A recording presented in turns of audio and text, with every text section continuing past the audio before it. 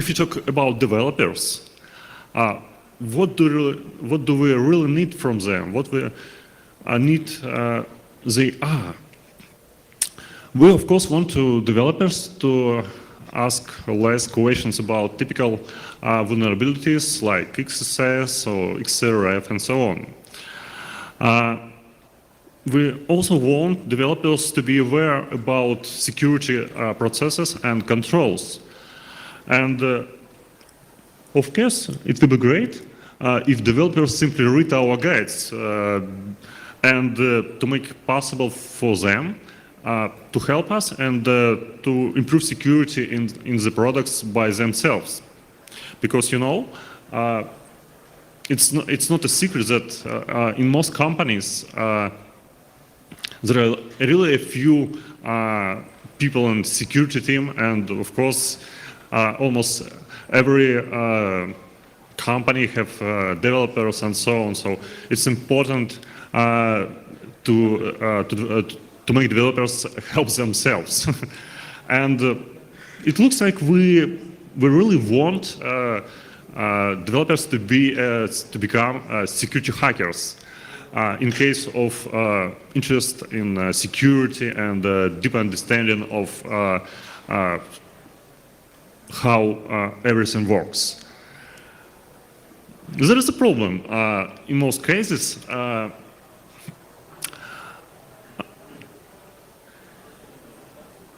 do developers really know if our team ever exists in company? I think that there are a lot of cases and there are a lot of companies where some developers simply doesn't know that, oh, we have security guys, we can ask them for help. They try to make decisions without any consultation with the security team, and after that there is a problem. So what we can do with it? Let's take a look on typical first days of a new developer and company. Of course, the first stage is some kind of interview, and then we have some kind of bootcamp or welcome meeting, and then begins the real work. The real work begins with a cup of coffee, or maybe a lot of cups of coffee. Then we have the first lines of code, some kind of product meeting or something like that. And at the end, we have the security there. We have some kind of security review, and of course, the first security issues in the code of this developer. So that's a problem. Let's think how can we improve it, and we need to make more bridges between us and to make more communications ways between developers and security team. Let's look more deeply in the first day of first typical developer days in our company. Let's start from welcome meeting. If you have welcome meeting in your company, it's very simple. You can simply go there and tell new employers about yourself, about security team. Just 5 minutes, and it will make a really good result in case of such little time. If you don't have ever 5 minutes to go on every welcome meeting, simply ask some speaker on this welcome meeting to introduce security team for new employers. It's great if you have internal staff portal where all information about employers are presented, and if it's also great if this internal security portal has API, because you know everything is better when we have API, and you can simply write some kind of Python code and simply monitor for new developers' presence in your company. And after you get some new ones, you simply can automatically send them a welcome letter from security team, like this one. So what we have here, dear Mike, welcome to our team. We here write beautiful, functional, and so on products, but what's more important, we also try to write secure ones. So please please find some time and read our guides, which are prepared especially for you. And if you have any questions, we also will glad to help you in security questions. And feel free to contact us. Sincerely, your product security team. Oops, sorry. Nowadays, we have another collaboration software, tools, and so on, like messengers. So messengers is almost everywhere. One of such corporate messengers is Slack, and it gives you a lot of opportunities to communicate with your target audience. For example, it's easy to create some channels, and the first one is for asking them questions. It's Stack Overflow, but built in your messenger. You can promote this channel to developers, and it will be very easy for them to ask you questions, because some kind of people become lazy. Another cool opportunity, cool channel, it's new security.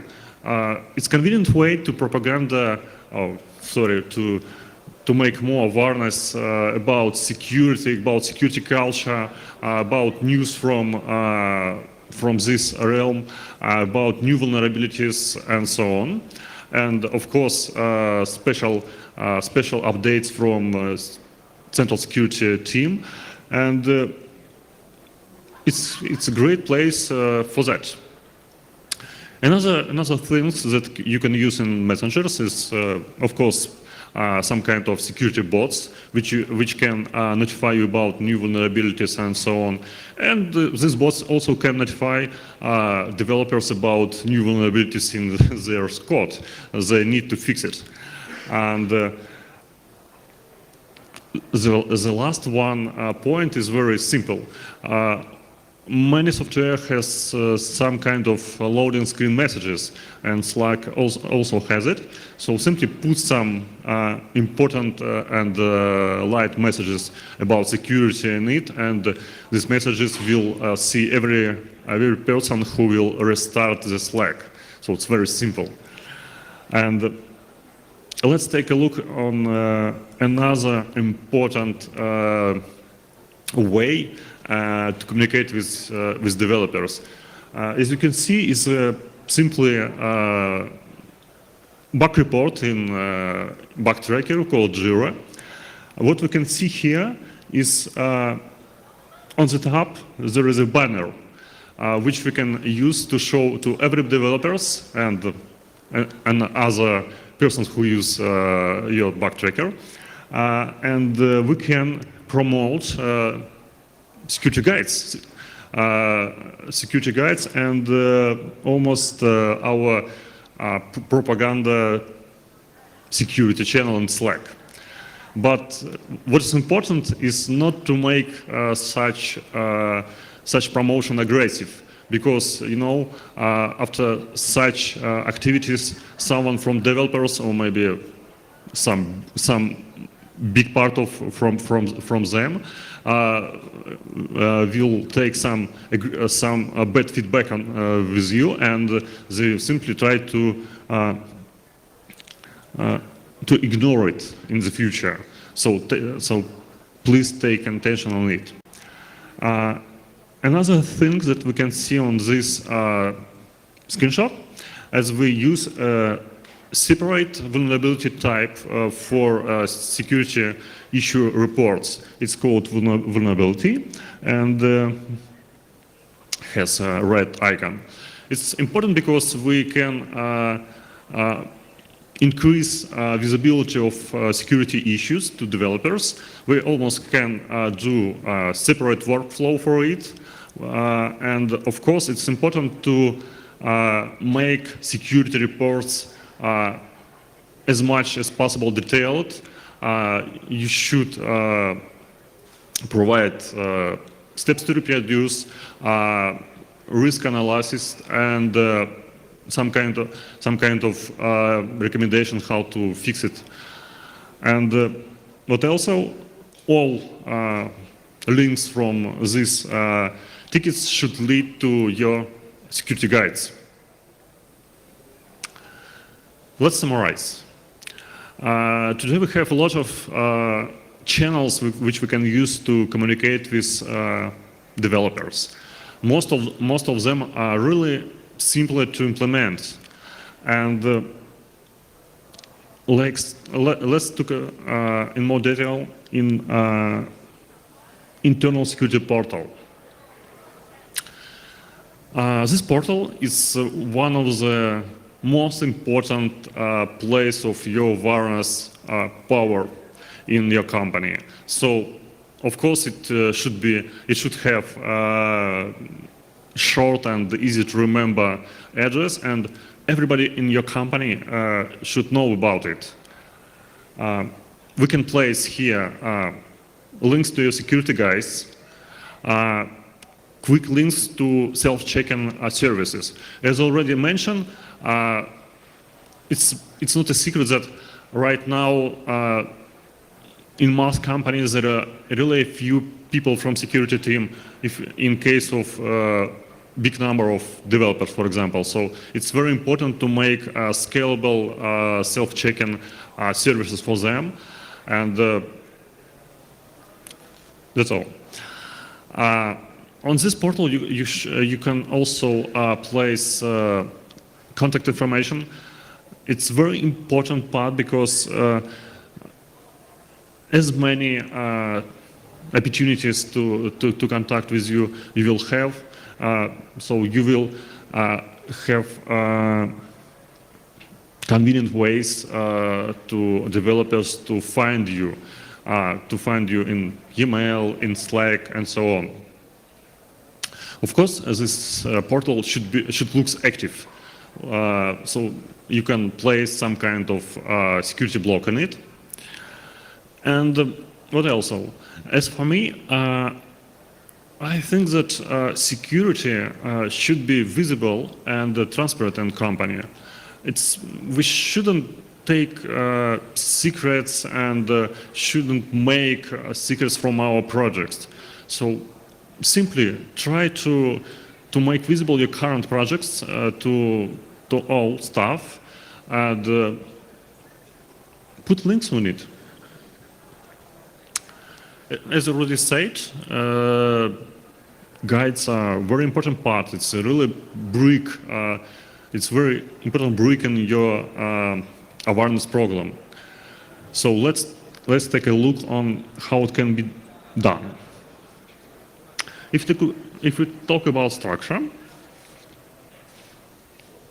it's good to separate guides for target audience, like for mobile developers, for web, and so on. But also, you can put in it some common topics, and of course, some more concrete part about typical issues like OWASP Top 10. It's a great idea to use some experience from press and social medias. For example, you can use some kind of cards to show information to your developers. It's a little convenient way to show complex information. You know, developers are also humans, and they don't like to read long long read articles. So yes, you should make it simply shorter and easy to read in 10 or 15 minutes. Of course, content should be searchable, because it's very often situation when you have internal knowledge base, for example, Confluence or Wiki, and there are a lot of articles about, for example, XSS in it, and most of them are outdated. So it would be great if all people who want to search for XSS in your internal knowledge base will navigate to your portal, not to another one. And what else? Of course, you should integrate some kind of self-checking quizzes and feedback form in it.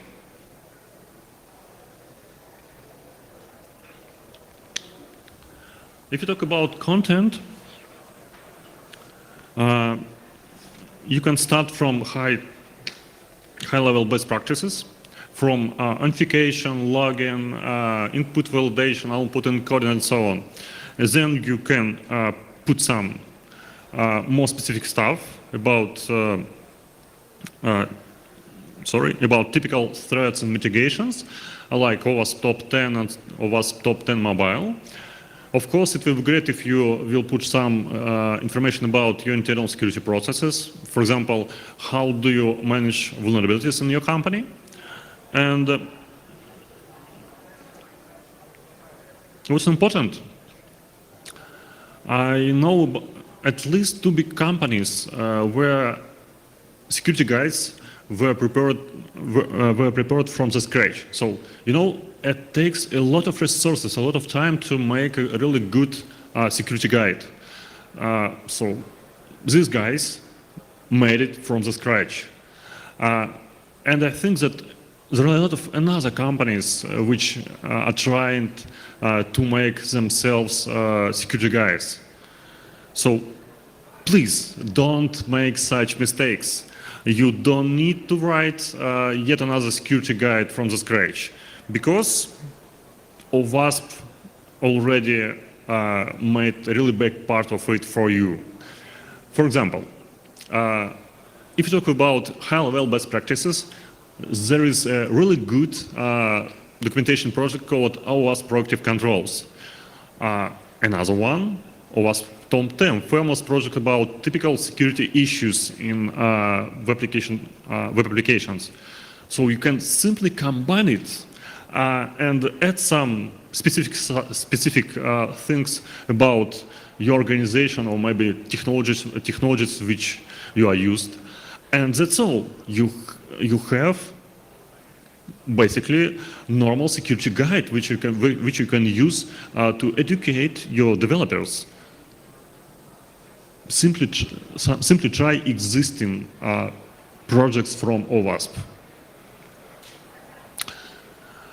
Every education process and courses should have some kind of attestation or test in it to help students, or in our case developers, understand how well they know this course.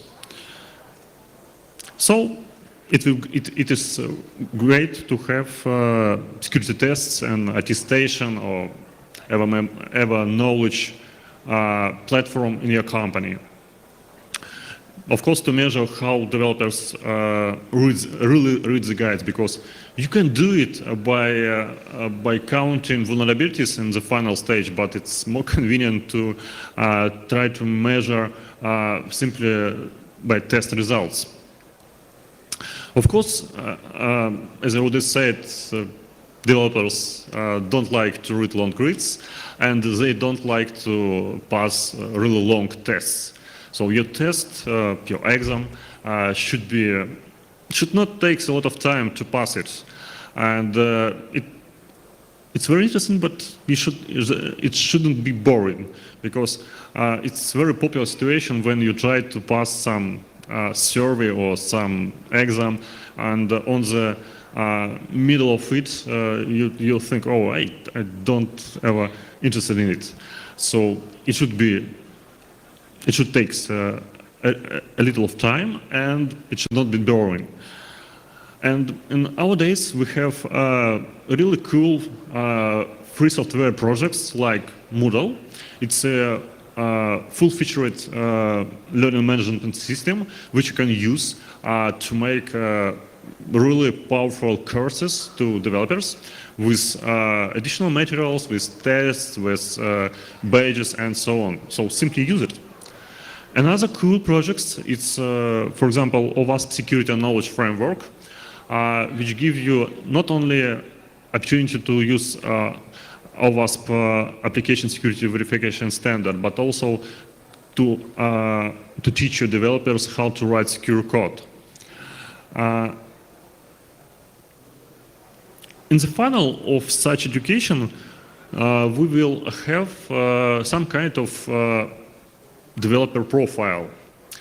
It's very important because we can use it. We can use such profile to make some kind of analytics in field of security of new releases. For example, if new release or maybe totally new product was written by developers team who's ever not passed any exams from you, it's a good point to think that it will not a really secure product. So developer's profile will help you and will give you information about it, about developers who write the code. If talk more formal, there is a really cool and full-featured documentation project from OWASP called OWASP. I hope everybody from you knows about it.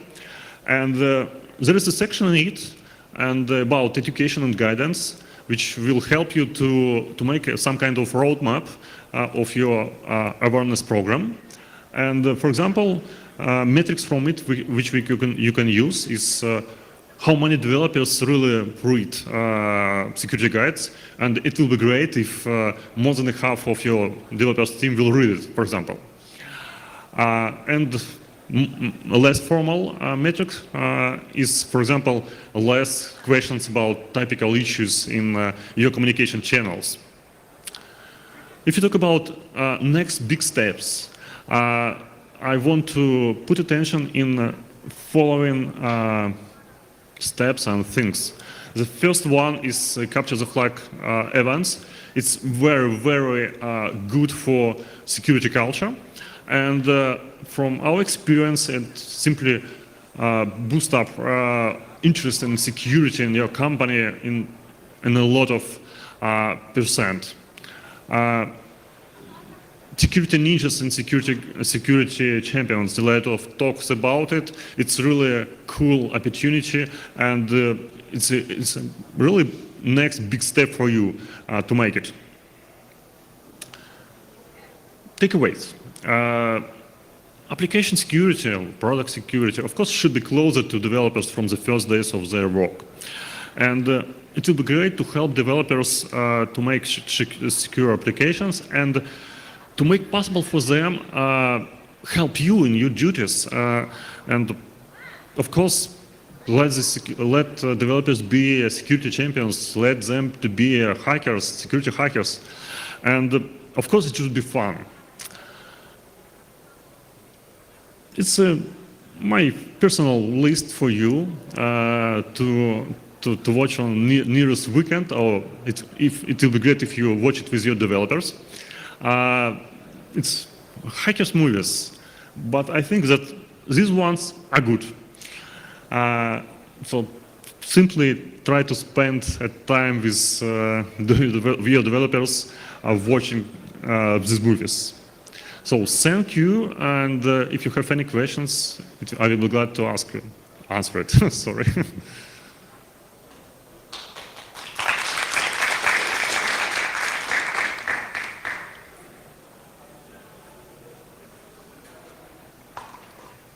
I can move back, so you can take a look on this slide, another one.